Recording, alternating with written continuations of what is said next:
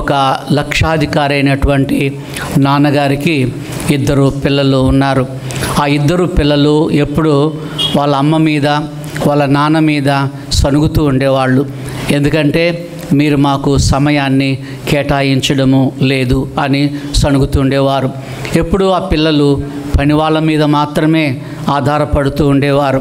వాళ్ళ పెద్ద అబ్బాయి ఒకసారి వాళ్ళ నాన్నను అడిగాడట, నాన్న ఎందుకు మీరు మాకు దూరం అయిపోతున్నారు, మేము నీకు దూరం అయిపోతున్నామని అడిగినప్పుడు ఆ తండ్రి అనుకున్నాడట, వీడిని ఏదైనా ఒక స్లమ్లోకి తీసుకెళ్ళాలి. స్లమ్ అంటే మీకు తెలుసు కదా, బస్తీ. అక్కడ ఉన్నటువంటి పరిస్థితులను వీళ్ళు చూచి మనసు మార్చుకుంటారేమో అని అనుకున్నారట. ఆ కుమారుణ్ణి మంచి ఖరీదైన కార్లు తీసుకెళ్ళి కొంచెం దూరంలో, అస్లం దూరంలో, కొంచెం దూరంలో ఉంచి ఆ పిల్లవాడిని తీసుకెళ్ళి వెళ్ళి, చూసారా ఇక్కడ గలీజ్ కుక్కలు ఎన్ని ఉన్నాయో అని అన్నాడట వాళ్ళ నాన్న. ఇవన్నీ ఊరు కుక్కలు అని అంటే ఆ పిల్లవాడు అన్నాడట, ఎందుకు నాన్న ఊరు కుక్కలు అని అంటావు, మనకు ఒక కుక్కే ఉంది, దానికి లేనిపోయిన మాంసం అంతా పెడుతున్నాము, వీళ్ళకి చూడు 10 కుక్కలు ఉన్నాయని అన్నాడట. వాళ్ళు గొప్ప మనం గొప్ప అని అన్నాడట. నిజమే కదూ, నాన్న ఏం మాట్లాడలేదు. తర్వాత వాళ్ళందరూ ఒకే స్థలంలో పడుకొని నిద్రపోతూ ఉంటే చూసావా, వాళ్ళకి మంచాలు లేవు, మనకి ఎంత ఖరీదైన మంచాలు ఉన్నాయి, మన బెడ్ ఒక్కొక్కటి ₹1,00,000 అంటే ఏం ₹1,00,000 నాన్న, అంత ఖరీదైన ఆ బెడ్ల మీద పడుకున్నా మనకు నిద్ర రావడం లేదు. చూడండి వాళ్ళందరూ ఆ పందిరి కింద అమ్మ నాన్న అమ్మాయిలు అబ్బాయిలు అందరూ ఎంత చక్కగా పడుకొని నిద్రపోతున్నారు హాయిగా, అలాంటి హాయి మనకుందా అని అన్నారట. సరేరా, మనకి ఎంత మంచి ఏసీలు ఉన్నాయి నీకు తెలుసు కదా, ఖరీదైన ఏసీలు అంటే, నాన్న ఎందుకు ఆ ఏసీలు, కరెంటు పోతే గాలే రాదు, వీళ్ళు చూడు ఎంత చక్కగా ఈ మంచి వాతావరణంలో బాగా గాలి ఉన్నటువంటి ఆ స్థలంలో వాళ్ళు పడుకుంటున్నారో అని అన్నారట. ఇంకా నాన్న అన్నాడట, మనకు ఖరీదైనటువంటి షవర్స్ ఉన్నాయి, దాని కింద మనం నీళ్లు పోసుకుంటున్నామంటే, ఎందుకు నాన్న కరెంటు లేకపోతే నీళ్ళు ఏమి రావు కదా, వీళ్ళు చూడు ఎంత చక్కగా ఈ నదులలో ఈత కొట్టుకుంటా ఉన్నారు, అందరూ ఒకేసారి ఈత కొట్టుకుంటున్నారు, వాళ్ళు గొప్ప మనం గొప్ప నాన్న అని అన్నాడట. వీడు ఏం మాట్లాడినా అట్టనే అంటున్నాడని చెప్పి నాన్నగారు అన్నారట. మన ఇంట్లో మంచి పార్క్ ఉంది కదరా అని అంటే, పార్క్ ఉంది నాన్న, బాగానే ఉంది, కానీ ఆ పార్కులో నేను తమ్ముడు ఇద్దరే ఆడుకోవాలి కదా, వీళ్ళు చూడు ఎంతమంది ఆడుకుంటున్నారు ఈ బజార్లో అని అన్నారట. ఇది ఏది మాట్లాడినా వాడు అలాగనే అంటున్నారు. చూడు నాన్న, మరి మన వంట వాళ్ళు ఉన్నారు, మంచి అన్నం వండి పెడుతున్నారు కదంటే, డాడీ మంచిదే, వాళ్ళు ఏదో త్వరగా చేసి ఇంటికి వెళ్ళిపోతారు, వాళ్ళ అమ్మ చూసావా ఆ నిప్పు దగ్గర కూర్చొని ఆ పిల్లలకి అన్నం వండి మంచిగా మాంసం ఉడకబెట్టి పిల్లలకి దగ్గరుండి తినిపిస్తుంది, అలాంటి భాగ్యము మాకు ఎప్పుడైనా లభించిందా మన ఇంట్లో అని అన్నారట. గమనించండి, ఇంకా అన్నారట, మనకి ఎంత మంచి ఖరీదైన కార్లు ఉన్నాయరా, BMW లాంటి కార్లు మనకు ఉన్నాయి డాడీ, మంచిదే, మీరు కూర్చొని బెల్ట్లు పెట్టుకొని మమ్మల్ని కూడా బెల్ట్తో బిగిచ్చేస్తూ ఉంటారు, బంధించేస్తూ ఉంటారు. వాళ్ళకు ఒక రిక్షా ఉంది చూసేవా, ఆ రిక్షాలో అమ్మ నాన్న కూర్చోవడమే కాకుండా వాళ్ళ పిల్లల్ని వాళ్ళ మీద కూర్చోబెట్టుకొని ఇలా ఆలింగనం చేసుకుంటున్నారు, అలా మేము ఎప్పుడన్నా కూర్చున్నామా అని అన్నారట. అప్పుడు ఏదో పిల్లవాడికి బుద్ధి నేర్పుదాం అనుకున్నాడు, కానీ వాడే వాళ్ళ నాన్నకు బుద్ధి నేర్పించాడు. ఇంకా అక్కడి నుంచి పారిపోయారు. చాలా పర్యాయములు మనం ఏమనుకుంటాము అని అంటే, మన పిల్లలకి ఏదో చెప్పాలి అని మనం అనుకుంటాం, ఏదో పాఠాలు నేర్పించాలని మనం అనుకుంటాం, కానీ వాళ్ళు మనకంటే తెలివైనట్టు వాళ్ళు. సరే, దేవుని పరిశుద్ధ వాక్యములో నుండి యేసు అడిగిన కొన్ని ప్రశ్నలు మీకు చెప్పాలని నేను ఆశపడుతున్నాను. ప్రభు అడిగిన ప్రశ్నలు చాలానే ఉన్నాయి. మరి బైబిల్ పండితులు ఆ ప్రశ్నలన్నీ లెక్కించారు. సరే, ఆ ప్రశ్నలు ఎన్ని ఉన్నాయో వాటితో నాకేమీ సంబంధం లేదు, కానీ ఈ ఉదయకాలమందు నేను మీతోటి చెప్పవలసిన విషయము ఏంటి అని అంటే, ప్రభు కొన్ని ప్రశ్నలు అడిగారు. ఆ ప్రశ్నలు నేను మీకు చెప్పాలని ఆశపడుతూ ఉన్నాను. ఒకటి, అమ్మను ఒక ప్రశ్న అడిగాడు. నంబర్ 1 ఎవరిని అడిగారండి? అమ్మను ప్రశ్న అడిగాడు. తర్వాత రెండవది, ఒక అంధుణ్ణి ఆయన ప్రశ్న అడిగాడు. 3 రెండవది, ఒక రోగిని, విపరీతమైన జబ్బుతో ఉన్నటువంటి ఒక రోగిని, అనేక ఏండ్ల నుండి రోగంతో ఉన్నటువంటి ఒక రోగిని ఆయన ప్రశ్న అడిగాడు. నాలుగవది ఏంటంటే, నిన్ను నన్ను కూడా ఆయన ఒక ప్రశ్న అడుగుతూ ఉన్నారు. 2000 సంవత్సరాల నుండి ఇప్పటి వరకు కూడా ఆయన అడుగుతూనే ఉన్నారు. చూడండి, కొన్ని ప్రశ్నలు మన పిల్లలు అడిగిన ప్రశ్నే అడుగుతూ ఉంటారు. వాళ్ళు ప్రశ్నలు అడుగుతూ ఉంటే మనం ఏం చేస్తామంటే, ఏందిరా ఎన్ని ప్రశ్నలు అడుగుతావురా, జవాబు ఎక్కడి నుండి తేవాలరా అని మనం అంటూ ఉంటాం. అవును, మన ప్రియ ప్రభువు కూడా నిన్ను నన్ను ప్రశ్నించాడు. ఆయన బిడ్డలు కూడా ఆయన ప్రశ్నించాడు. హబక్కూకు ఆయన చాలా ప్రశ్నలు ఆ దేవుణ్ణి అడిగాడు. అలాగనే యోబు అనే భక్తుడు కూడా చాలా ప్రశ్నలు దేవుణ్ణి అడిగాడు. అవి రికార్డ్ బ్రేక్ అయిపోయాయి. అన్ని ప్రశ్నలు వాళ్ళు దేవుణ్ణి అడిగారు. దేవుడు ఆ సమాధానం చెప్పుకుంటానే వస్తూ ఉన్నాడు. కొన్ని పర్యాయములు, కొన్నిసార్లు ఆయన జవాబు ఇవ్వడం లేదు. సరే, మొదటిగా అమ్మను ఒక ప్రశ్న అడిగాడు. ఆ ప్రశ్న చూద్దాం బైబిల్లో నుండి. మత్తయి సువార్త 20వ అధ్యాయము 21వ వచనాన్ని మనందరం కలిసి చదువుదాం. బైబిల్లో నుండి ఒక అమ్మను ఆయన ప్రశ్న అడుగుతూ ఉన్నాడు. చదువుదామండి. 20:21. నీవేమి కోరుచున్నావని ఆయన అడిగాను. అందుకామె, నీ రాజ్యమందు ఈ నా 2 కుమారులలో ఒకడు నీ కుడివైపునను ఒకడు నీ ఎడమవైపునను కూర్చుండ సెలవిమ్మని ఆయనతో అనెను. మొదటి ప్రశ్న ఏంటి అంటే, ఒక తల్లిని ఆయన ఈ ప్రశ్న అడిగాడు. ఒక అమ్మను ఈ ప్రశ్న అడిగాడు. నీవేమి కోరుచు ఉన్నావు, నీవేమి కోరుతూ ఉన్నావు, అది ప్రశ్న. నీకేం కావాలి అని అడిగాడు. నిజమే కదా. ఇప్పుడు మన అమ్మ వాళ్ళ దగ్గరికి వచ్చి దేవుడు ఈ ప్రశ్న అడిగితే, ప్రభా మా అమ్మాయిలు విమానంలో ఎగరాలి అని అనుకుంటాం కదా, మా అబ్బాయిలు అమెరికాలో పనిచేయాలి అని చెప్తాం కదా, మాకు ఉన్నతమైన ఒక సంబంధం రావాలని మనం చెప్తాం కదా, అవును బాగా చదువుకోవాలి అని మనం దేవుడిని అడుగుతాం కదా. దేవుడు నిజంగానే మనల్ని అడిగే దేవుడిగా ఉన్నాడు. నీవు ఆయన అడగడం కాదు, ఆయన నిన్ను అడుగుతున్నాడు. ఎవరిని ఆయన అడిగాడంటే, జబదయి భార్యను ఆయన అడిగారు. సలోమి చెప్దామండి. ఎవరు? సలోమి. సలోమి అంటే సమాధానము అని అర్థం ఉంది. జబదయి బెస్తవాడుగా ఉన్నాడు. జబదయి చేపలు పట్టుకునే వాడుగా ఉన్నాడు. చేపల వృత్తిలో ఆయన ఉన్నాడు. ఆయనకు వలలు ఉన్నాయి, ఆయనకు బోట్లు ఉన్నాయి, ఆయనకి చేపల బిజినెస్ ఉంది. ఆయనతో పాటు ఆ సలోమి కూడా ఆ పనిలో ఉంది. వాళ్ళకు 2 అబ్బాయిలు ఉన్నారు. ఒక అబ్బాయి పేరు యాకోబు, ఇంకొక అబ్బాయి పేరు యోహాను. ఈ 2 కూడాను బెస్ట్ వాళ్ళే. 2 కూడాను చేపలు పట్టే వాళ్ళుగా ఉన్నారు. చేపలు ఎలా పట్టుకోవాలో వాళ్ళకు బాగా తెలుసు. ఒకసారి ఒక దైవజనుడు చెప్పాడు, ఎందుకు దేవుడు బెస్ట్ వాళ్ళని ఎన్నుకు చేసుకున్నాడంటే, బెస్ట్ వాళ్ళతోటి అందరికీ పరిచయం ఉంటుంది. చేపలు కొనుక్కోవడానికి డిఫరెంట్ కల్చర్స్ ఉన్న వాళ్ళు వస్తారు కదా, ఆయా రకాలైనటువంటి మనుషులు వస్తారు కదా, వాళ్ళందరితో చేపలు పట్టుకునే వాళ్ళకి పరిచయం ఉంటుంది. కొనుగోలు చేసుకోవాలనుకున్న వాళ్ళందరితో పరిచయం ఉంటుంది. అలా అందరితో పరిచయము ఉన్నటువంటి వాళ్ళను దేవుడు ఏర్పాటు చేసుకున్నాడు. నాన్న పేరేమని నేర్చుకున్నామండి, చెప్దామా. నాన్న పేరు జబదయి, ఆ భార్య పేరు ఏం పేరండి? సలోమి. కుమారుల పేరేంటి? యాకోబు, యోహానులు. వీళ్ళు యేసుస్వామి శిష్యులుగా ఉన్నారు. నా వెంట రండి, నేను మిమ్మల్ని మనుషులు పట్టు జాలరుగా చేస్తానన్నప్పుడు వాళ్ళు ప్రభుని వెంబడించినట్టుగా బైబిల్లో మనం చూస్తున్నాం. హల్లెలూయా చెప్దామా? హల్లెలూయా గట్టి చెప్దామా? హల్లెలూయా. దేవునికి వందనాలు చెల్లించుకొంచున్నాం. ఈ ఉదయకాలం మందు మనం నేర్చుకుంటున్నాం. జబదయి తల్లిని అడుగుతున్నాడు, నీవేమి కోరుచూ ఉన్నావు అని అంటే ఆమె జవాబు చెప్పింది. చాలా సూటి అయిన జవాబు, ఏం దాపరికం లేకుండా ఆమె జవాబు చెప్పింది. ఏమని జవాబు చెప్పింది అని అంటే, మీరు చూడండి, ఆయనను అడిగాను. అందుకు ఆమె, నీ రాజ్యమందు, ఎక్కడటండి?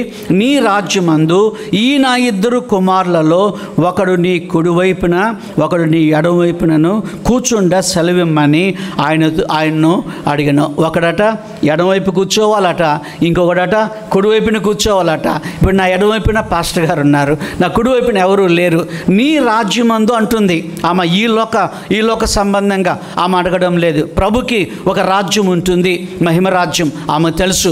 ఆ రాజ్యం రాజ్యంలో నా కొడుకులు ఒకడు నీ కుడివైపున ఉండాలి, ఒకడు నీ ఎడమవైపున ఉండాలి అని ఆమె చెప్తా ఉంది. చెప్పినప్పుడు మరి శిష్యులందరూ కూడా సనుక్కున్నారు. ఏంటమ్మా, ఎందుకు అలాగనా, ఎందుకు అంత దురాశ నీకు అని అన్నారు. శిష్యులతో కూడా వాళ్ళు అన్నారు, ఎందుకు ఇంత దురాశ మీ హృదయంలో కలిగింది, మీరెందుకు సింహాసనాలని కోరుకుంటున్నారు? చాలామంది ఏం చెప్తారంటే ఇది జవాబు రాని ప్రార్థన అని చెప్తారు. ఏమని చెప్తారండి?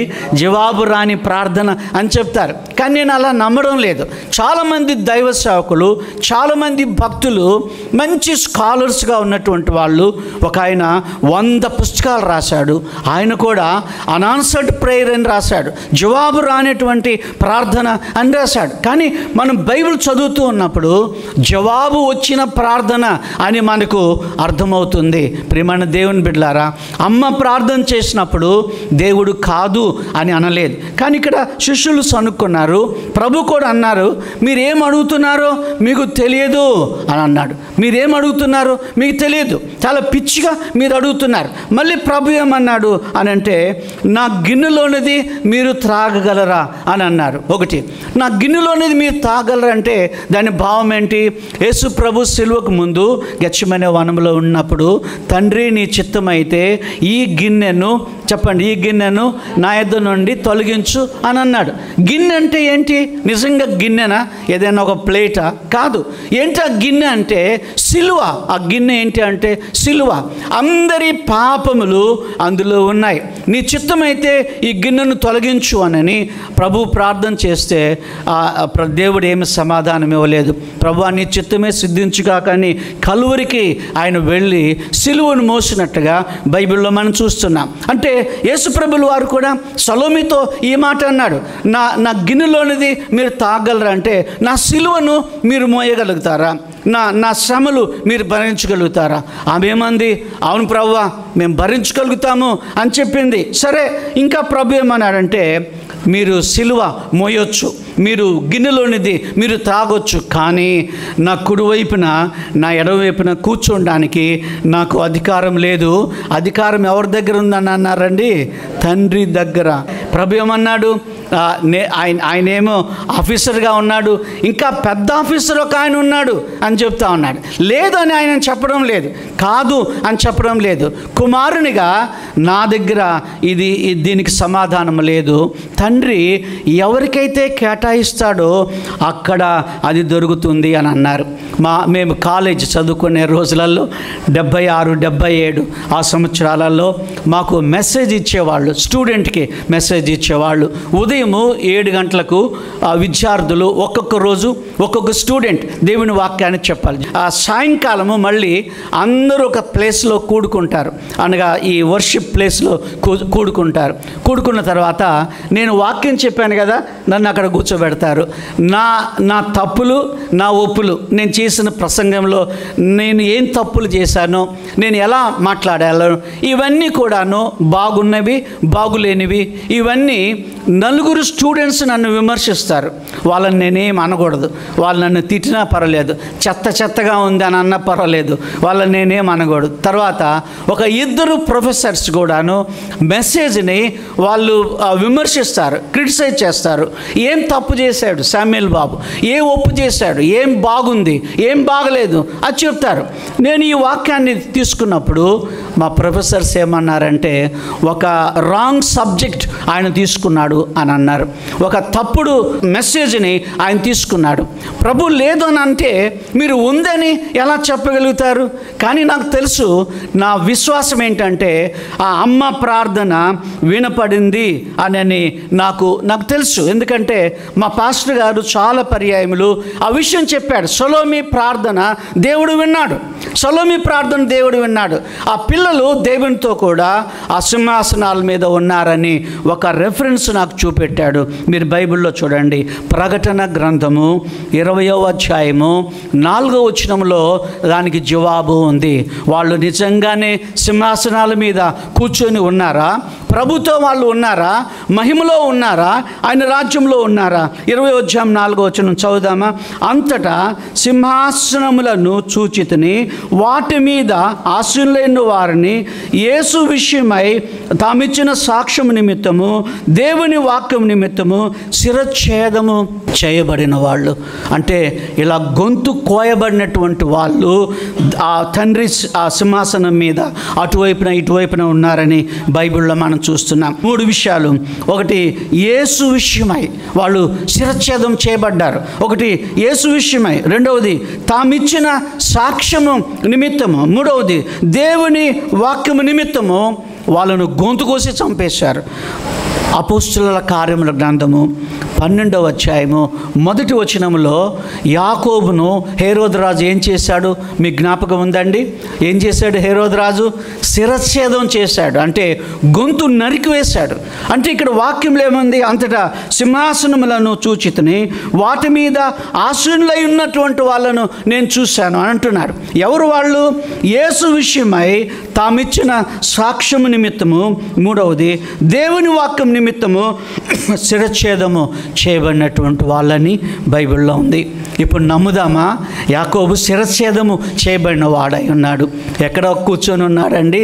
దేవుని కుడి పార్శ్వమున ఆయన ఉన్నాడు. హల్లెలూయా చెప్దామా? హల్లెలూయా. ఆ తల్లికి ఎంత ఆనందమై ఉండి ఉండొచ్చో. శిష్యులందరిలో మొట్టమొదట చనిపోయిన వాళ్ళు ఎవరు అంటే యాకోబు. ఆయన చనిపోయాడు. స్తంభం వంటి యాకోబు అని బైబిల్లో మనం చూస్తున్నాం. యాకోబు అందరికంటే ముందు హతసాక్షి అయ్యాడు. మన ఈ మధ్యకాలంలో రాముడు దేవాలయము ప్రాణ ప్రతిష్ఠ అని జరిగింది. మీరందరూ టీవీలలో చూసి ఉండొచ్చు. స్టెయిన్స్ గ్రహం గారు ఆ దినమే చనిపోయాడు. స్టెయిన్స్ గ్రహం గారిని ఆయన 2 కుమారులను తగలబెట్టి జీబులో వాళ్ళు నిద్రపోతుండగా వాళ్ళని దహనం చేశారు. ప్రాణంతో ఉండగానే దహనం చేశారు. అదే రోజుకి 25 సంవత్సరాలు అయింది. ఆ బిడ్డలు ఎక్కడ ఉన్నారు? ఇప్పుడు సింహాసనముల మీద ఆసీనులై ఉన్న వాళ్ళని యోహాను భక్తుడు చూస్తూ ఉన్నాడు. హల్లెలూయా చెప్దామండి. హల్లెలూయా చప్పట్లు కొడదామా? దేవుడికి వందనాలు. ప్రభువా, నా కుమారుడు నీ సేవకుడు కావాలి. నా కుమారుడు ఒక మంచి పదవిలో ఉండాలి. నా కుమారుడు నీ సేవను జరిగించేవాడుగా ఉండాలి.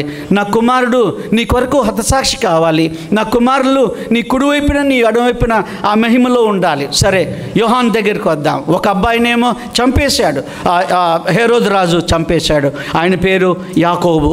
ఇంకొక కుమారుడు ఎవరు అని అంటే యోహాను. పద్మాసు అనే దీపంలోనికి ఆయనను తీసుకెళ్లారు. ఆయన ఒంటరిగా అక్కడ ఉన్నారు. ఆయన ఏం చేశారు?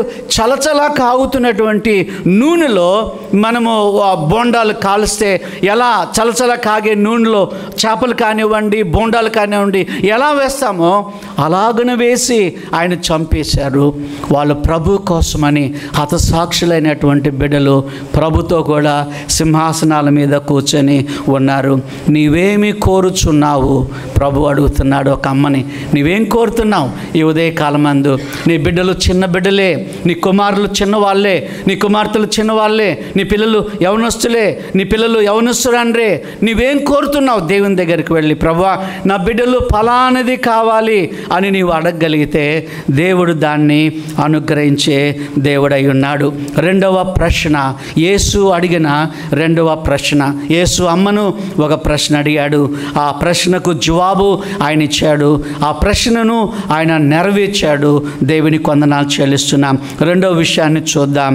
ఆ లూకా సువార్త 18వ అధ్యాయము, లూకా సువార్త 18వ అధ్యాయము 40-41 వచనాన్ని గమనిద్దామా? 40వ వచనము 41వ వచనము 2 వచనాలు చూద్దాం. అంతటా యేసు నిలిచి వానిని తన యొద్దకు తీసుకురమ్మనను. వాడు దగ్గరకు వచ్చినప్పుడు ఆయన, నేను నీకేమి చేయగోరుచున్నానని అడుగా, వాడు ప్రభువా చూపు పొందగోరుచున్నాను కోరుచున్నాను అని అంటున్నాడు. ఏం కావాలటండి? చూపు మళ్ళీ చెప్తే ఏం కావాలి? చూపు కావాలి. ఒక అంధుణ్ణి ప్రశ్న అడుగుతా ఉన్నారు, గమనించారు. అంతటా యేసు నిలచి, ఆ మాట నాకు చాలా ఇష్టమైన మాట, అంతటా యేసు నిలచి. ఎందుకు ఆయన నిలబడ్డాడు? ఎరుకోకుండా ఆయన వెళుతూ ఉన్నాడు. ఒక గుడ్డివాడు పాపం అడుక్కుంటూ ఉన్నాడు. ఏంటి శబ్దము, ఏంటి సౌండ్ అని అడిగాడు. అప్పుడు అన్నారు, నజరేయుడైన యేసు ఈ మార్గంలో వెళ్తున్నాడు. అప్పుడు వెంటనే వాడు అన్నాడు, యేసు దావీదు కుమారుడా, నన్ను కరుణించు అని కేకలు వేస్తూ ఉన్నాడు. అందరూ అన్నారు, ఏయ్ నోర్మై, మాట్లాడొద్దు అని అన్నారు. కానీ వాడు ఇంకా మాట్లాడుతూనే ఉన్నాడు. యేసు దావీదు కుమారుడా, నన్ను కరుణించు, ఊరుకో అని అంటున్నారు. ఎక్కువ మాట్లాడొద్దు అని అంటున్నారు. వాళ్ళు అనేక కొంది ఈ గుడ్డివాడు ఎక్కువ అరుస్తూనే ఉన్నాడు, ఈ అంధుడు ఎక్కువ అరుస్తూనే ఉన్నాడు. గమనించారా? అంతటా యేసు నిలచి. మళ్ళీ చెప్దామా? అంతటా యేసు నిలచి. మళ్ళీ చెప్దామా? అంతటా యేసు నిలచి. ఏమండి, యేసు నిలబడ్డాడు. అది ఎంత మంచి పని అయి ఉన్నదో చూడండి. మీరు బైబిల్లో గమనిస్తే మోషే ప్రార్థన చేస్తే మన్నా పరలోకం నుండి దేవుడు పంపించాడు కదా. మనం పాట కూడా పాడతాం, మోషే ప్రార్థించగా మన్నాను కురిపించితివి. యెహోషువ ప్రార్థన చేస్తే సూర్యచంద్రులు ఆగిపోయాయని బైబిల్లో చూస్తున్నాం. మూడవది, ఏలియా ప్రార్థన చేస్తే ఆకాశం నుండి అగ్ని వర్షించినట్టుగా బైబిల్లో మనం చూస్తున్నాం. అలాగనే చాలామంది ప్రార్థనలు చేసినప్పుడు దేవుడు ఈ సృష్టిని ఆపాడు. ఈ సృష్టిలో ఉన్నటువంటి వాళ్ళ మీద అగ్ని గంధకములను ఆయన కురిపించాడు, వర్షాన్ని కురిపించాడు, వర్షాన్ని ఆపాడు, మన్నాను కురిపించాడు. ప్రియమైన బిడ్డలారా, సూర్యుడిని చంద్రుణ్ణి ఆయన ఆపగలిగినటువంటి దేవుడై ఉన్నాడు. ఈ భక్తులందరూ కూడాను, మోషే, యెహోషువ, ఏలియా, వీళ్ళందరూ సృష్టిని ఆపారు. కానీ ఈ గుడ్డివాడు ఎవరిని ఆపాడండి? సృష్టికర్తను ఆపాడు. సృష్టిని ఆపిన వాళ్ళు వీళ్ళందరూ అయితే, సృష్టికర్తను ఆపినటువంటి వాడు ఎవరంటే ఈ అంధుడు. అంత మహత్తరమైన శక్తివంతమైన ప్రార్థన వాడు చేశాడు. దేవునికి వందనాలు చెల్లిస్తున్నాం. ఒక పేదవాడు, ఒక అడుక్కునేవాడు, కళ్ళు లేనటువంటి వాడు, ఒక భిక్షగాడు, ప్రియమైన బిడ్డలారా, ప్రార్థన చేస్తే ప్రియ ప్రభు నిలబడ్డట్టుగా బైబిల్లో ఉంది. అంతటా యేసు నిలచి వాడిని తన యొద్దకు తీసుకురమ్మనను. వాడు దగ్గరకు వచ్చినప్పుడు ఆయన, నేను నీకేమి చేయగోరుచున్నాను? ఇది రెండవ ప్రశ్న. నేను నీకేమి చేయగోరుచున్నాను? వాడు ఏమన్నాడు? ప్రభువా, నేను చూపు పొందగోరుచున్నాను అని అన్నాడు. అవును, ప్రభు ఇంకేమన్నాడంటే 18:42 చూపు పొందుము, నీ విశ్వాసము నిన్ను స్వస్థపరచును. హల్లెలూయా చెప్దామా? హల్లెలూయా. దేవుడికి వందనాలు చెల్లిస్తున్నాం. ఆ చూపును పొందాడు. ప్రభు అడిగాడు, నేను నీకేమి చేయగోరుచున్నావు? ఒక అమ్మని అడిగాడు, నీవేమి కోరుతూ ఉన్నావు అని అడిగాడు. ఒక అంధుని అడుగుతున్నాడు, నేను నీకేమి చేయగోరుతున్నాను? చూపు కావాలన్నాడు. వాడు చూపును పొంది ప్రభును వెంబడించినట్లుగా బైబిల్లో మనం చూస్తున్నాం. మూడవ ప్రశ్నకు మనం వెళదాం. యేసు అడిగిన మూడవ ప్రశ్న చూద్దామా? యోహాను సువార్త 5వ అధ్యాయము 6వ వచనాన్ని చూడండి. యోహాను సువార్త 5వ అధ్యాయము 6వ వచనం చదువుదామా? 5:6 చదువుదామా? యేసు వాడు పడియుండుట చూచి వాడప్పటికీ బహుకాలము నుండి ఆ స్థితిలో ఉన్నాడని ఎరిగి, స్వస్థపడగోరుచున్నావా అని వాడిని అడిగను. ఇది మూడవ ప్రశ్న. స్వస్థపడగోరుచున్నావా? ఇంతకుముందు వాడేమో వాడే అడిగాడు, ప్రభు నాకు చూపు కావాలి, నాకు ఆరోగ్యం కావాలని అడిగాడు. ఇప్పుడు దేవుడే చొరవ చేసుకుంటున్నాడు. యేసు ప్రభులు వారే అడుగుతున్నాడు. ఏమని అడుగుతున్నాడు? స్వస్థపడగోరుచున్నావా అని అడుగుతున్నాడు. వాడు ఆ కోనేరు దగ్గర ఉన్నాడు, బెతెస్దా కోనేరు దగ్గర ఉన్నాడు. ఎక్కడుందా బెతెస్దా కోనేరు? యెరూషలేములో ఉంది ఆ కోనేరు దగ్గర చాలామంది రోగులు ఉన్నారు. పెరాలసిస్ వచ్చిన వాళ్ళు, మరి కండ్లు లేని వాళ్ళు, కాళ్ళు లేని వాళ్ళు, ఇలాగున చాలా ఏండ్ల నుండి మరి అక్కడ ఉన్న వాళ్ళు ఉన్నారు. దేవుని దూత వచ్చి ఆ నీళ్లు కదిలించినప్పుడు ఎవరైతే మొదట అందులో దూకుతారో వాళ్ళకి ఆరోగ్యం కలుగుతుంది. ప్రభు వెళ్ళి అడిగాడు, స్వస్థపడగోరుచున్నావా? వాడు ఎన్ని ఏండ్ల నుంచి అక్కడ ఉన్నారండి? ఆ బెతెస్దా కోనేరు దగ్గర ఉన్నాడు. చెప్తారు ఎవరన్నా? ఎన్ని ఏండ్లు? 38 ఏండ్లు. అంటే వాడి రోగం యొక్క వయసు ఎన్ని సంవత్సరాలండి? 38 సంవత్సరాలు. అప్పటికి యేసుప్రభుల వారికి అన్ని ఏండ్లు కూడా రాలేదు. అనుకోని ఉండొచ్చు, నా రోగమంతా వయసు లేదయ్యా యేసు నీకు, నన్ను నీ వచ్చి అడుగుతున్నావేంటి అని. అవును, పర్వాలేదు, ప్రభు అప్పటికే 32 సంవత్సరాలు అట్లా వయసు ఉందేమో. సరే, ప్రభు అడుగుతున్నాడు, స్వస్థపడగోరుచున్నావా? వాడు ఏమంటున్నాడంటే ఏమని చెప్తున్నాడు? ఆ స్థితిలో ఉన్నాడని ఎరిగి స్వస్థపడగోరుచున్నావా అంటే, నీళ్లు కదిలించబడినప్పుడు నన్ను అందులో దించడానికి ఎవరు లేరు. ఇప్పుడు ఏం చెప్పాలి వీడు? యేసుప్రభు నీ ముందు నిలబడి నీకు బీపో షుగరో ఇంకొకటి ఉందని నిన్ను అడిగితే స్వస్థపడగోరుచున్నావా? అవును ప్రభు, తొందరగా బాగు చేయమని అంటాం కదా. వీడేమంటున్నాడు? అలా అడుక్కోలేదు. ఏమంటున్నాడంటే కరెక్ట్గా జవాబు చెప్పడం లేదు, మంచిగా సిన్సియర్గా సమాధానం చెప్ప. అవును ప్రభు, నేను బాగుపడాలని నాకు ఇష్టం ఉంది, నన్ను బాగు చేయమని అనడం లేదు. ఇంకా ఏదో చెప్తా ఉన్నాడు. ఏమంటున్నాడు? ఎవరు నన్ను దించేవాళ్ళు లేరు అంటున్నారు. అడిగిన ప్రశ్న ఒకటి, ఇచ్చిన జవాబు ఒకటి.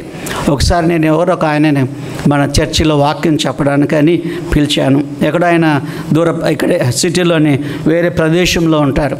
నేను ఆయన అడిగాను, అయ్యగారు మీకు దిల్షునగర్ టీవీ టవర్ తెలుసా? ఆ టీవీ టవర్ దగ్గర మా చర్చ్ ఉందండి, బేతనే చర్చి. ఆ చర్చిలో వచ్చి మీరు వాక్యం చెప్పాలని నేను ఇట్లా కోటి నుండి వస్తే ఇట్లా అని ఇట్లా అది అడ్రస్ చెప్తా ఉన్నాను. అయ్యా మీకు తెలుసా అని మళ్ళీ అడిగాను. ఏమడిగాను? మీకు టీవీ టవర్ తెలుసా అని అడిగితే ఆయన నాకేం జవాబు చెప్పాడంటే, నేను ప్రపంచం అంతా తిరిగానండి అని అన్నాడు. నేను ప్రపంచం అంతా తిరిగామని నేను అడిగాను ఆయన్ని. లేదు కదా. నేనేమన్నాను? టీవీ టవర్ తెలుసా అని అడిగా. నువ్వేం చెబుతున్నావు? ప్రపంచం అంతా తిరిగాను. ఈ జవాబు కూడా అట్లానే ఉంది. అమెరికన్ కాన్సులేట్కి వెళ్తే, యూకే కాన్సులేట్కి వెళ్ళినా, ఏ కాన్సులేట్కి వెళ్ళినా వాళ్ళు అడిగిన ప్రశ్నకే మనం జవాబు చెప్పాలి. తిన్నారా? తిన్నా. అంతేగాని మా అమ్మ చేపల కూర వండిందంటే అవుట్, నువ్వు అయిపోతావు. అవన్నీ చెప్పకూడదు. అసలు దేవునితో ఎంత నిర్దిష్టంగా మాట్లాడలేకపోతున్నాడు. అవును ప్రభువా, 38 ఏళ్ళ నుండి ఈడే పడున్నాను, జబ్బుతో ఉన్నానయ్యా, నన్ను మీరు బాగు చేయండి, మీ కాలు పట్టుకుంటాను అని అనడం లేదు. అది కరుణ గృహం. బెతెస్దా అంటే కరుణ గృహం. ఆ కరుణ గృహం దగ్గర వాడు ఉన్నాడు. కరుణించే ప్రభు వచ్చినప్పుడు ఆ కరుణను వాడు అందుకోలేకపోతూ ఉన్నాడు. ప్రియమైన దేవుని బిడ్డలారా, గమనించారా? డైరెక్ట్గా సమాధానం లేదు. ఒకవేళ నన్ను ప్రభు ప్రశ్న అడిగితే, ఏదైనా ప్రశ్న, అవును ప్రభువా నేను బాగుపడాలని నాకు ఇష్టం ప్రభువా, నేను స్వస్థత పొందాలని నాకు ఇష్టం, ప్రభుకేమి మాట్లాడే అవసరం లేదు. ప్రభు అన్నాడు, నీ పరుపెత్తుకొని నడువు అని అన్నాడు. నీ పరుపెత్తుకొని నడువు, నీ విశ్వాసము నిన్ను బాగు చేసింది, నీ పరుపెత్తుకొని నడు. ఆ దినము సబ్బాతు అంటే మనకు ఆదివారం ఎలాగునో యేసు ప్రభు ఉన్న కాలంలో సబ్బాతు వాళ్ళకి ఆదివారం లాగా. ఆదివారం ఎందుకు నడుస్తున్నావని వాళ్ళు విమర్శించారు. ఏమి ఆదివారం నడవకూడదా? వాడికి ఎంత ఆనందంగా ఉంది. ఆ విమర్శకులు ఏమన్నారు? ఎందుకు నీవు ఆదివారం నడుస్తున్నావు అని అంటే, నాకు తెలియదయ్యా ఇవన్నీ. ఒక ఆయన ఎవరైనా నన్ను బాగు చేశారు, ఎవరైనా వెళ్ళి కనుక్కున్నాడు. ఆయన నజరేయుడైన యేసు అని కనుక్కున్నాడు, దేవుణ్ణి మహింపరిచాడు, వానికి స్వస్థత లభించింది. 3 ప్రశ్నలు గమనించాం. ఒకటి, నీవేమి కోరుచున్నావు? ఎవరిని అడిగాడండి? అమ్మని అడిగాడు. రెండవది, నేను నీకేమి చేయగోరుచున్నాను? ఎవరిని అడిగాడండి? ఒక అంధుణ్ణి అడిగాడు. దేవుడు ఆయనకు చూపు దయచేశాడు. మూడవది, స్వస్థపడగోరుచున్నావా అని ఎవరిని అడిగారండి? 38 ఏండ్ల నుండి ఆ బెతెస్దా కోనేటి దగ్గర ఉన్న ఆ వ్యక్తిని అడిగాడు. ఇంకొక మాట చెప్పి నేను ఈ వాక్య భాగాన్ని నేను ముగిస్తాను. ఇంకొక విషయము, యోహాను సువార్త 21వ అధ్యాయము 15వ వచనాన్ని చూడండి. వారు భోజనం చేసిన తర్వాత యేసు సీమోను పేతురును చూచి, యోహాను కుమారుడు అయిన సీమోను, వీరికంటే నువ్వు నన్ను ఎక్కువగా ప్రేమించున్నావని అడుగగా అని బైబిల్లో చూస్తున్నాం. వీరికంటే నువ్వు నన్ను ఎక్కువగా ప్రేమిస్తున్నావా? మళ్ళీ చెప్దామా? వీరికంటే నువ్వు నన్ను ఎక్కువగా ప్రేమించుచున్నావా? చూడండి, ఇక్కడ వీరికంటే అన్నమాట రాసుకోండి మీకు ఇష్టమైతే. వీరికంటే ఆ మాట మరి ప్రాణమున్న వాటికి వాడతాము, ప్రాణం లేని వాటికి కూడా వాడతాం. వీరికంటే అంటే ప్రాణమున్న వాటికి, మనుషులకు వాడతాము. ఇలాంటి కుర్చీలకు, ఇలాంటి బెంచీలకు కూడా వాడతాం గ్రీకులో. ఆ వీరికంటే అనే మాట మనుషులకు వాడతాం, వస్తువులకు కూడా వాడతాం. సరే, మనుషులకు వాడితే వీరికంటే అనే మాట వాడితే దాని అర్థం ఏంటి అని అంటే, మీ నాన్న కంటే నువ్వు నన్ను ఎక్కువగా ప్రేమిస్తున్నావా? మీ అమ్మ కంటే నువ్వు నన్ను ఎక్కువగా ప్రేమిస్తున్నావా? నీ భార్య కంటే నువ్వు నన్ను ఎక్కువగా ప్రేమిస్తున్నావా? ఇతర శిష్యులందరికంటే నువ్వు నన్ను ఎక్కువగా ప్రేమిస్తున్నావా? పేతురు, నువ్వు నన్ను ఎక్కువగా ప్రేమిస్తున్నావా? ఇతర శిష్యులందరికంటే, అందరూ ప్రేమించే దానికంటే నువ్వు నన్ను ఎక్కువగా ప్రేమిస్తున్నావా? మనుషులను గురించి ఆయన మాట్లాడుతూ ఉన్నాడు. చూడండి, ఒక్కోసారి అమ్మను ఎక్కువ ప్రేమిస్తాం మనం, నాన్నను ఎక్కువ ప్రేమిస్తాం మనం.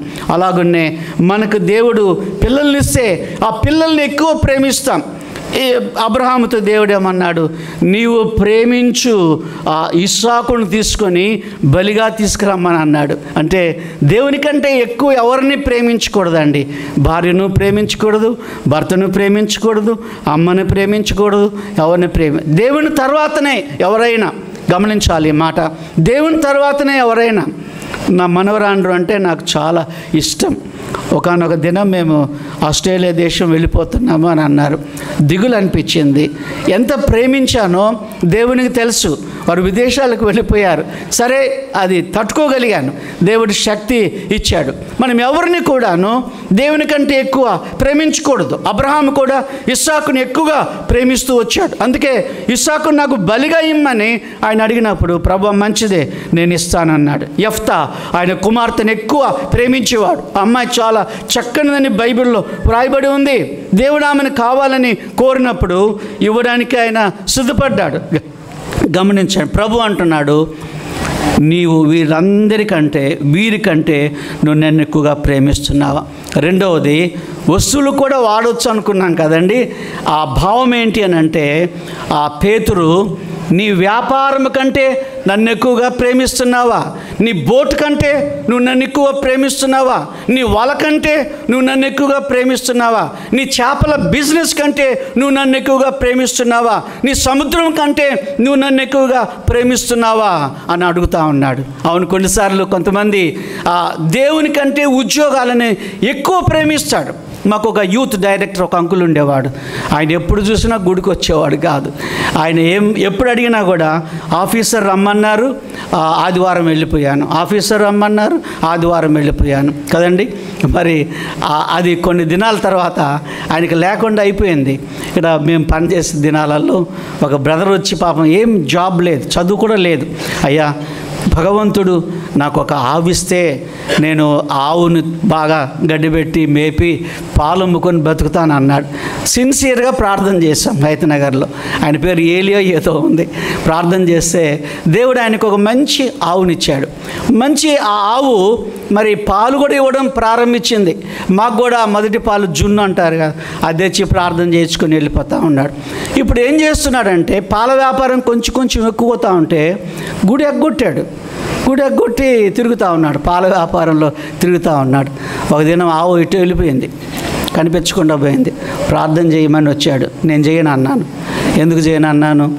నువ్వు ఆవు లేనప్పుడు ప్రార్థన చేయమంటే చేశాను. ఆ పాల బిజినెస్లో పడి ఇప్పుడు ఎవరిని మర్చిపోతున్నావు నువ్వు? ప్రభువా, అబ్బాయిని అమ్మాయిని అబ్బాయిని మొక్కిందే మొక్కులు. అబ్బాయిని ఇచ్చాక 2-3 నెలలు కనపడరు మనుషులు. ఎందుకని? పాపతో బిజీ, బాబుతో బిజీ. అందుకే దేవుడు నీకు ఇచ్చాడా? ఎంత ప్రేమ కలిగినటువంటి దేవుడు! పాప నేను వద్దు అని చెప్పడం లేదు, బాబుని నువ్వు చూసుకోవద్దు అని నేను చెప్పడం లేదు. కొంచెం ప్రభువుకు కూడా మనం టైం ఇచ్చి మొదట ప్రయారిటీ మనం దేవునికి ఇస్తే అది మనకు గొప్ప ఆశీర్వాదమని మనం చేస్తున్నాను. అప్పుడు పేతురు ఏమన్నాడు? ప్రభువా, నేను నిన్ను ప్రేమిస్తున్నానని నీకు తెలుసు. ఎన్ని మార్లు అడిగాడండి ప్రభు, నువ్వు నన్ను ప్రేమిస్తున్నావా? ఎన్ని మార్లు అడిగారు? 3 సార్లు. ఎందుకు అడిగాడు 3 సార్లు? అంతకుముందు ఒక అమ్మాయి ముందు బొంకాడు, ఏసెవరో నాకు తెలియదు అన్నాడు. ఆ సైనికుల ముందు ఏసెవరో నాకు తెలియదు. మళ్ళీ ఇంకొక అమ్మాయి ముందు ఏసెవరో నాకు తెలియదు అన్నారు. 3 మార్లు అబద్ధాలు చెప్పాడు. ఇప్పుడు ఏం చెబుతాడో చూద్దాం అనుకున్నాడు దేవుడు. నన్ను ప్రేమిస్తున్నావా? అవును ప్రభు, అయితే ప్రేమిస్తే నా గొర్రె పిల్లలను మేపుము అని అంటున్నాడు. పిల్లలనే మాట గమనించండి. అంటే చిన్న బిడ్డల మధ్యలో నువ్వు పని చేయి అని అంటున్నాడు. చిన్న బిడ్డల మధ్యలో పని చేయడము చాలా గొప్ప భాగ్యం అండి. చిన్న బిడ్డల్లో పనిచేస్తే నేనేం చెప్తానంటే, ఒక చిన్న బిడ్డను తెచ్చి ఇక్కడ నిలబట్టండి, నన్ను ఇక్కడ నిలబట్టండి, లేకపోతే ఒక 80 సంవత్సరాల వృద్ధుని ఇక్కడ నిలబెట్టండి, ఒక 10 సంవత్సరాల చిన్న బిడ్డను అక్కడ నిలబెట్టండి. ఆ 10 సంవత్సరాల బిడ్డ ప్రభువును విశ్వాసం ఉంచి ప్రభువుని హృదయంలో చేర్చుకుంది అనుకోండి, ఆమెకు 10 ఏండ్లు ఆమె రక్షణ పొందితే 100 ఏండ్లు ఆ పాప బ్రతికితే ఎన్ని ఏండ్లు దేవునికి ఉపయోగపడుతుందండి? ఎన్ని ఏండ్లు? 90 ఏండ్లు. ఒక 80 సంవత్సరాల ముసలాయన తెచ్చి ఇక్కడ నిలబట్టండి, ఆయన రక్షించబడితే ఆయన 100 ఏండ్లు బ్రతికితే ఎన్ని సంవత్సరాలు ఆయన దేవునికి ఉపయోగపడతాడు? 20 ఏండ్లు.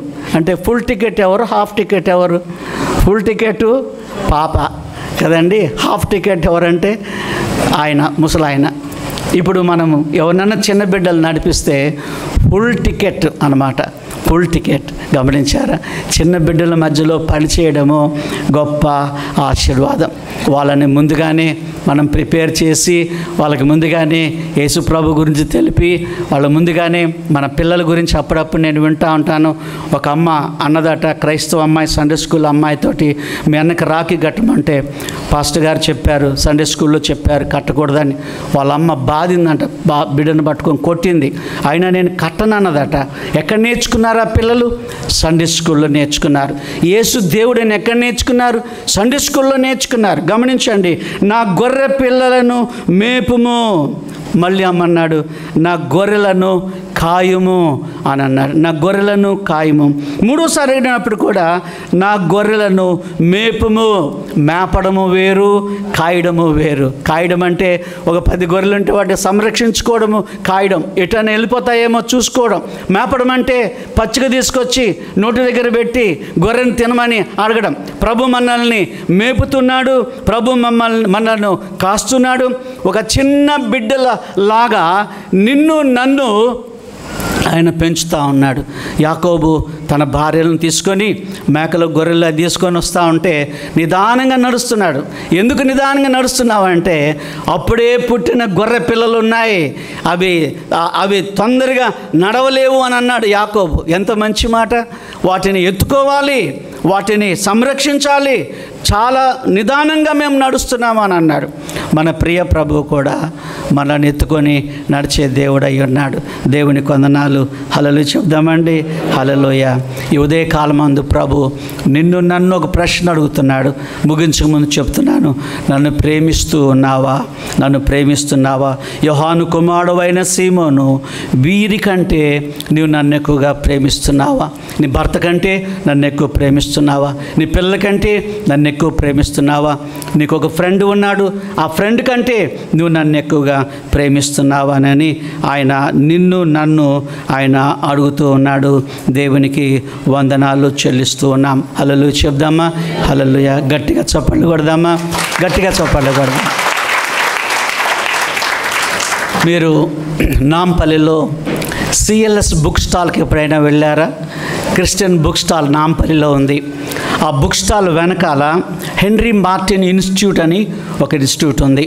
అక్కడ ఉర్దూ నేర్చుకునేవాళ్ళు, ఉర్దూలో వాక్యం చదివేవాళ్ళు, ఉర్దూలో దేవుని వాక్యాన్ని బోధించేవాళ్ళు, ఉర్దూ హిందీ తెలిసిన వాళ్ళు ఆ చర్చ్కి వెళ్తారు. సరే, అది వేరే విషయం. అది ఎవరి పేరు మీద ఉందంటే హెన్రీ మార్టిన్. మళ్ళీ చెప్దామండి, హెన్రీ మార్టిన్ అని ఆయన పేరు మీద ఉంది. హెన్రీ మార్టిన్ ఇన్స్టిట్యూట్ అని దానికి పేరుంది. మళ్ళీ చెప్దాం, ఆయన పేరు హెన్రీ మార్టిన్. ఆయన ఇంగ్లాండ్ దేశస్థుడు. ఆయన ఇంగ్లాండ్ దేశంలో ఉన్నప్పుడు చాలా అమోఘమైన తెలివి కలిగినటువంటి వాడు. కేంబ్రిడ్జి కాలేజీలో, ఆ యూనివర్సిటీలో టాప్ ర్యాంక్ ఆయనకి. అందరూ హెన్రీ మార్టిన్ అని ఆయన పిలుస్తూ ఉండేవాళ్ళు. అమోఘమైనటువంటి లెక్కలు కానివ్వండి, ఏ సబ్జెక్ట్ అయినా, మంచి ఆటగాడు కూడా, మంచి క్రికెట్ ప్లేయర్ కూడా, ఆయన క్రికెటర్ కూడా అలాగున ఆయన జీవిస్తూ ఉండేవాడు. కానీ ఆయన 10 మందిలోనికి వచ్చేవాడు కాదు. ఎక్కడైనా 10 మంది ఉంటే పారిపోయేవాడు, 10 మందిలో నిలబడేవాడు కాదు. హెన్రీ అంత తెలివి కలిగినటువంటి వాడు, దేవుని యందు భయభక్తులు కలిగినటువంటి వాడు, పారిపోతూ ఉండేవాడు. ఎందుకంటే ఆయన ముఖం నిండా చిన్న చిన్న నల్ల గడ్డలు, వాటి పేరేదో ఉంది, నాకు రావడం లేదు. ఆ గడ్డలు ఉంటూ ఉండేవి. ఒకసారి ఆయన అద్దంలో తన ముఖాన్ని చూసుకొని, ఆయన ముఖం ఆయన చూసుకొని భయపడిపోయాడట. ఎంత వికృతంగా ఉందో, ఎంత తెలివి కలిగిన వాడు, ఎంత ప్రతిభా పాఠవాలు కలిగినటువంటి వాడు. ఆయన ముఖాన్ని చూసుకొని ఆయన భయపడిపోయాడు. అందుకనే 10 మందిలోకి వెళ్ళేవారు కాదు. ఎవరైనా హాయ్ అంటే హాయ్ అని కూడా చెప్పేవాడు కాదు. అలా ఉన్నటువంటి దినాలలో ఒక అమ్మాయి వచ్చి ఐ లవ్ యూ అని హెన్రీ మార్టిన్ గారికి చెప్పింది. ఆయన ఇది కళ లేకపోతే నిజమా, నాకు ఐ లవ్ యూ అని చెప్పే వాళ్ళు ఉన్నారని నాకు తెలియదు అని అనుకున్నారు. ఒకసారి దిమ్మ తిరిగిపోయింది ఆయనకు. ఆ అమ్మాయి వచ్చి అమ్మాయి చాలా చక్కగా ఉంది, నేను నిన్ను ప్రేమిస్తున్నాను, నీ చదువుని బట్టి నేను నిన్ను ప్రేమించడం లేదు, నీ జ్ఞానాన్ని బట్టి నేను నిన్ను ప్రేమించడం లేదు, యూనివర్సిటీలో నువ్వు టాప్ అని నేను ప్రేమించడం లేదు, నీ భయభక్తులు చూసి, నీ వినయ విధేయతలు చూసి నేను నిన్ను ప్రేమిస్తున్నాను. ఇంత అందమైన అమ్మాయి నన్ను ప్రేమిస్తుందని చెప్తే ఎవరైనా ఎందుకు ఊరుకోలేరు కదా. చాలా ఆనందపడి అమ్మాయితోటి మందిరానికి వెళుతున్నాడు, వస్తున్నాడు. ఒక దినం ఆయన ఒక్కడే మందిరానికి వెళ్ళాడు. వివాహం కోసమని సిద్ధపడుతున్నారు. ఒక పాస్టర్ గారు విలియం కేరీ కలకత్తాకు వెళ్ళి ఎన్ని బాధలు పడ్డాడో, ఎంతమందికి సువార్త ప్రకటించాడో. భారతదేశంలో సువార్త లేదు, భారతదేశానికి వెళ్ళే వాళ్ళు కావాలని చెప్పినప్పుడు హెన్రీ మార్టిన్ గారు చక్కగా దేవుని మాటలు విన్నాడు. పరిగెత్తుకుంటూ ఆ అమ్మాయి దగ్గరికి వెళ్ళాడు. ఆ అమ్మాయి పేరు లిడియా. ఏం పేరండి? లిడియా. మళ్ళీ చెప్దాం, ఏం పేరు? లిడియా. ఆయన పేరు ఏం పేరు? Henry Martin. లిడియా, మనం భారతదేశానికి వెళ్ళాలి, వివాహం అనంతరము నువ్వు సిద్ధపడానంటే ఏంటి మళ్ళీ చెప్పందంట. ఆమె ఇండియాకు వెళుతున్నామంటే ఆమందంట ప్రపంచంలోకెల్లా వెళ్ళకూడని స్థలం అంటూ ఏదైనా ఉంది అని అంటే అది ఇండియానే. జ్వరాలతో మనుషులు చచ్చిపోతున్నారు, విరోచనాలతో మనుషులు చచ్చిపోతున్నారు, వాళ్ళకి మందులు లేవు, ఏమి లేవు. నేను రాను అని అన్నారట.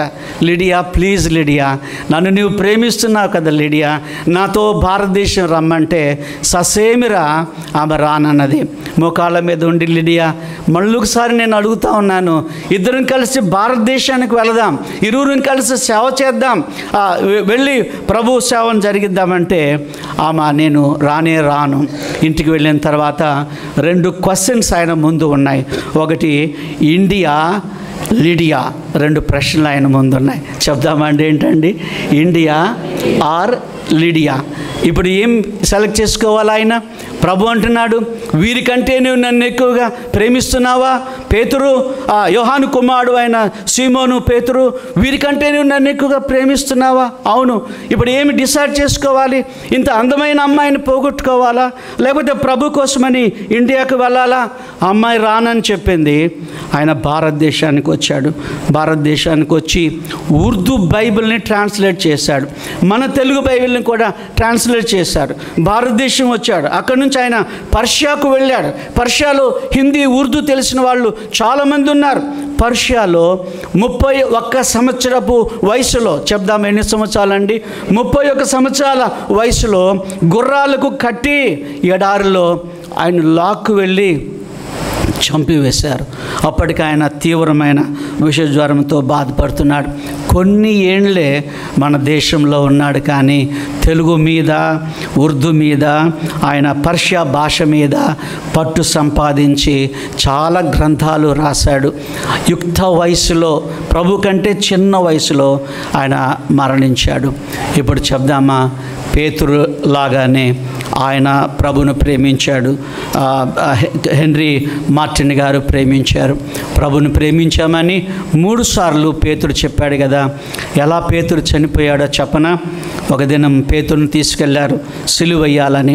ఇలాగున సిలువ వేస్తున్నప్పుడు పేతురు అన్నాడట, ఇలా నా ప్రభు కూడాను సిలువ వేయబడ్డాడు, నేను ఇలా సిలువ వేయబడ్డానికి నాకు ఇష్టం లేదు, నా కాళ్ళు పైకి ఎత్తండి, నా చేతులు, నా తల కింద పెట్టండి అని అంటే తల క్రిందులుగా సిలువ వేయబడి పేతురు గారు చనిపోయారు. ఆయన భార్య అంటుందంట, పీటర్, నీవు ఒకానొకప్పుడు ప్రభు తెలియదని 3 పర్యాయములు నీవు సనుక్కుంటూ గొనుక్కుంటూ ప్రభు ఎవరో నాకు తెలియదని చెప్పావు. ఈసారి అలాంటి అబద్ధాలు చెప్పొద్దు, ప్రభు కొరకు చనిపోనంటే అలాగున్న తలకిందులుగా సిలువ వేయబడి పేతురు చనిపోయాడు. ప్రభువు చెప్పింది నెరవేర్చుకున్నాడు. ప్రభువా, నీకు తెలుసు నేనెంతగా నిన్ను ప్రేమిస్తున్నానో నీకు తెలుసు అని అన్నాడు. ప్రభు నన్ను ప్రశ్నిస్తున్నాడు, నన్ను ప్రేమించుచు ఉన్నావా? చెప్దామండి, నన్ను ప్రేమించుచు ఉన్నావా? తలలోంచండి, ప్రార్థన చేసుకుందాం. ప్రేమించుచున్నావా? నన్ను ప్రేమించుచున్నావా? నా కల్వరి దృశ్యము చూచితివే, ప్రేమించగా లేవా? నా కల్వరి దృశ్యము చూచితివే, ప్రేమించగా లేవా? ప్రేమించుచున్నావా? నన్ను ప్రేమించుచున్నావా? నా కల్వరి దృశ్యము చూచితివే, ప్రేమించగా లేవా? నా కల్వరి దృశ్యము చూచితివే, ప్రేమించగా లేవా? నీ చింత సమయములో, నీ సొంత సమస్యలలో, నీ చింత సమయములో, నీ సొంత సమస్యలలో, నీ చెంత చేరిక పాడితిని, ప్రేమించగా లేవా? నీ చెంత చేరిక పాడితిని, ప్రేమించగా లేవా? ప్రేమించుచున్నావా? నన్ను ప్రేమించుచున్నావా? నా కల్వరి దృశ్యము చూచితివే, ప్రేమించగా లేవా? నా కల్వరి దృశ్యము చూచితివే, గాలేవా? నీ పాపమును మోసి నీ శాపమును తీర్చ, నీ పాపమును మోసి నీ శాపమును తీర్చ, రక్తంబు సిలువపై కాచితివే, ప్రేమించగా లేవా? రక్తంబు సిలువపై కార్చితివే. అందరం పాడదాంబా. ప్రేమించుచున్నావా? నన్ను ప్రేమించుచున్నావా? నా కల్వరి దృశ్యము చూచితివే, ప్రేమించగా లేవా? నా కల్వరి దృశ్యము చూచితివే, ప్రేమించగా లేవా? ప్రేమించగా లేవా? ప్రేమించగా లేవా? ప్రార్థన చేసుకుందాం. ప్రభును ప్రేమించే బిడ్డలుగా ఉన్నామా? ఆయన వాక్యమును ప్రేమించే బిడ్డలుగా ఉన్నామా? దేవుని కొందనాలు చెల్లిద్దాం. ప్రేమగల మా పరలోక తండ్రి, మీ పాదములు కొందనాలు చెల్లిస్తున్నాము. అమ్మను అడిగిన ప్రశ్న, అంధుడిని అడిగిన ప్రశ్న, రోగిని అడిగిన ప్రశ్న, నన్ను మమ్మల్ని అడిగిన ప్రశ్న, 4 ప్రశ్నలు మేము గమనించాం. మీకు వందనాలు చెల్లిస్తున్నామయ్యా.